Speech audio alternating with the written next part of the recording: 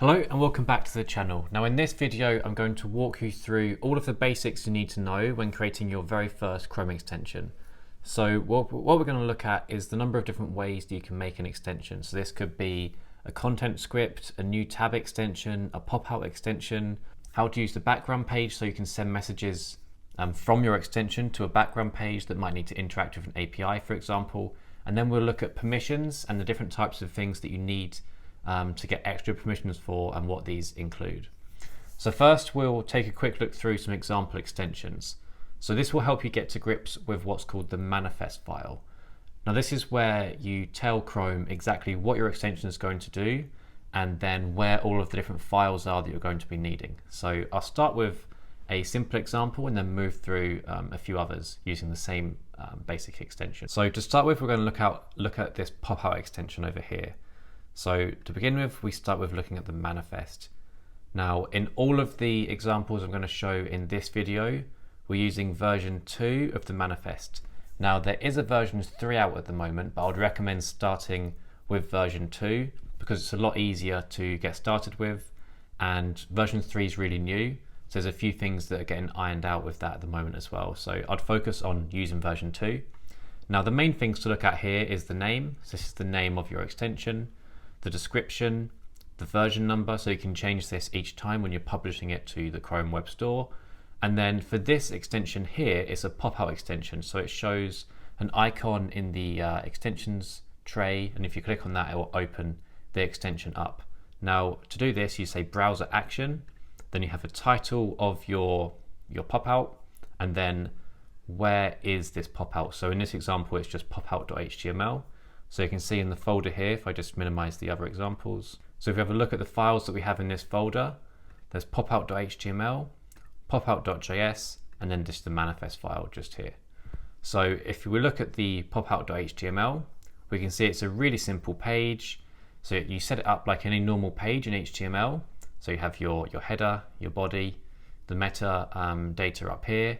Obviously for this, you don't need to worry about SEO, so you don't really need the description tag, but the title tag is still useful to have here. And then we just have a really simple page here that's just got an H1, an audio element just here, and then we've got a script. So if you knew that what you wanted your extension to do here, you could start writing JavaScript straight into this file, and that will then run in this pop-out. Now all this does is it appears and starts playing this music when you click onto the extension. So I'll just show you an example.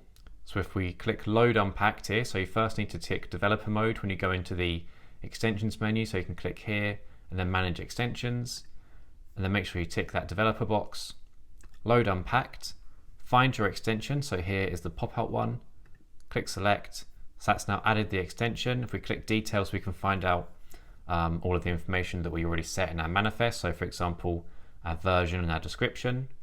But if we now go over to here, we can see our extensions in this menu, and if we click it, it appears over here, and this is just what the extension does. So I can play here and now then play this music.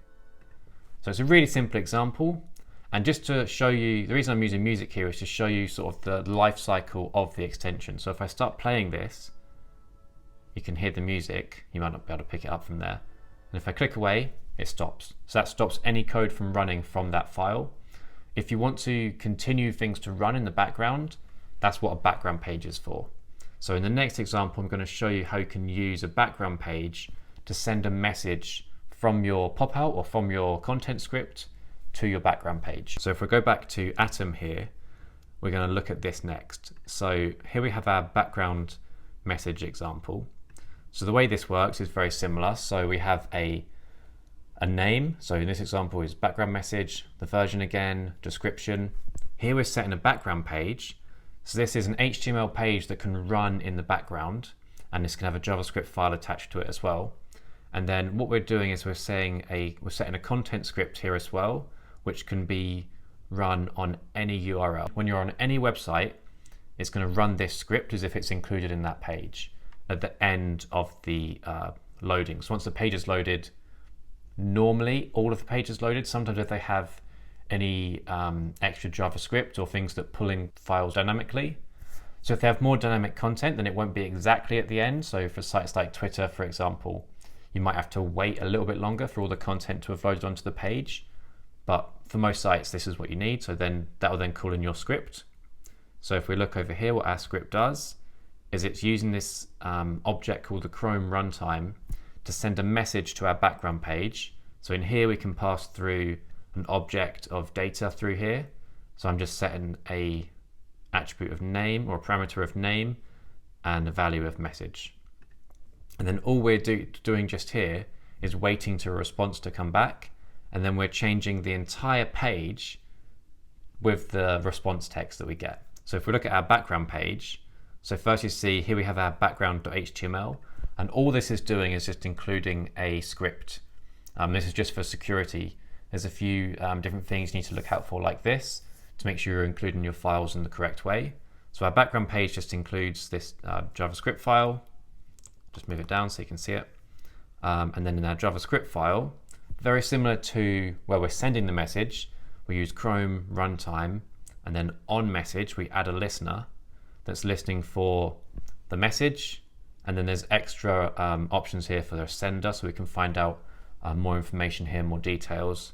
And then we have our response. This is where we can send a response straight back to our content script or wherever the message was sent.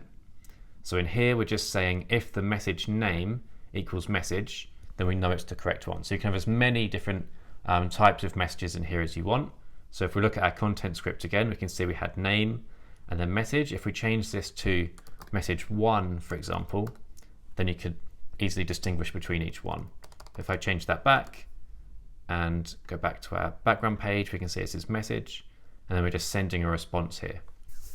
So this is useful if you want to make an API call. So for security reasons, you have to do that from your background page. So you could have a call in here, for example, to a Lambda function, wait for a response back, and then display that through to your content script. So if I run this now on any website, what it will basically do is there'll be a split second where you'll see the page, and then it will get replaced with our response from the background page. So we'll say this is a response. So if we load this into our extensions as well, you'll see that. So we'll include this one here. And if we go to any web page, let's try BBC, you can see, there we go. It's replaced the entire content of the page with that response just there. And obviously you wouldn't want to do that, but it could be some part of your extension you want to change the UI of the page once you've got a certain piece of information from your backend or from your server or something. So that's how you can use these messages. Now it doesn't have to be straight away. It could be on a click event or something like that as well. So whilst we're looking at content scripts, one thing I want to show you next is how these scripts can interact with the actual page. So as we saw there, that was on the BBC website. So in this example here, we just have a content script, so we don't have a background page or anything in this one. And all this script does is it's listening to see if the URL includes bbc.co.uk/sport. Now there's different ways you can do this. Now, as you see in the manifest here, we have it set for all URLs. Now you could change that to be something like https://bbc.co.uk/sport, something like that, rather than all URLs, and then check to make sure that this is going to capture everything you need for that particular domain or that page. So you can use these wildcard events like this. But if I just switch this back to all URLs, it's just easier for this example. So you can see how this script is going to work. And then all we're doing here, because the page is already loaded by this point, we can just use our query selector to grab the heading area and replace the title and the paragraph of the main news story. So if we load this extension in, so we'll just undo that one, select our content script. Okay, that's loaded in. And if we refresh this now, you can see that it's replacing the headline and the summary here with our fake news story. And if we went to the different tabs across here, you can see it's replacing these ones as well. So it's waiting for the page to load, and then it's going in with our content script and changing the content of the page. So that's a great way to use a content script, and there's so many opportunities with that to make all different types of extensions. Now finally, before I finish the video, I want to show you the new tab option. So with new tab, Basically what this does is it's quite self-explanatory. Whenever you open a new tab, it would default to the Chrome new tab to begin with. But if you want, you can override this with your own page.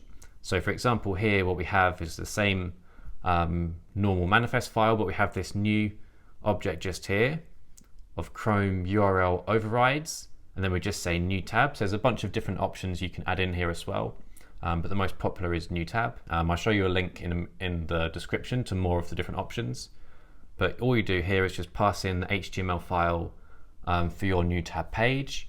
And so as we have here, again, very similar to the Popout extension, it's the same example here, just with a different title. If you wanted to have any JavaScript running from this as well, you can call in the script file. And CSS, if you wanted to as well, you could just include that. So like I have this CSS file just here, but it's all empty just as an example for you. Bring in this extension, so we'll load this one in.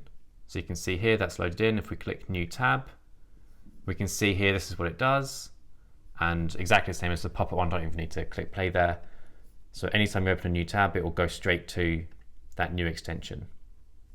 So that is a few examples of using the manifest file to create different types of extensions. Next, I want to show you a little bit about the permissions. So here is the new documentation for the Chrome extensions. And here you can see a list of all of the different types of permissions that you can use within an extension. So we have active tab here, alarms, background, bookmarks, and so on. There's loads of different types of permissions you can get here. But the thing to look for here is any new, well, for most of the permissions, anytime you add a new permission, when you submit your extension for review, you have to explicitly state why you need this permission and enter a bit of information there about how it's used, why you need this. So if you can, try and really limit the amount of permissions you're using to make an easier submission process. And some of the permissions as well, you don't actually need to add them in. So for example here, if we go to our background page here, this is an example I wanted to show you. So if you want to use the tabs permission, you can create a new tab without needing to get this permission. So as you can see in the manifest here, I don't have any permissions set. So if we save this and now refresh our extension in Chrome, what you can see is each time I'm refreshing this now, it's adding this new tab. And just to show you what this permission does, if I change this from selected false to true and active false to true, and then refresh, you can see it's bringing focus to this new tab. But that other part of the code is still working on it as well and replacing that content.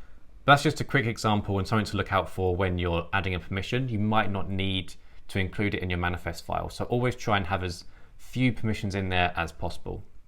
But anyway, I hope you found this video useful in getting started with Chrome extensions. I'll include all of the code and the examples here in the description so you can download these and take a look and get started with these yourself.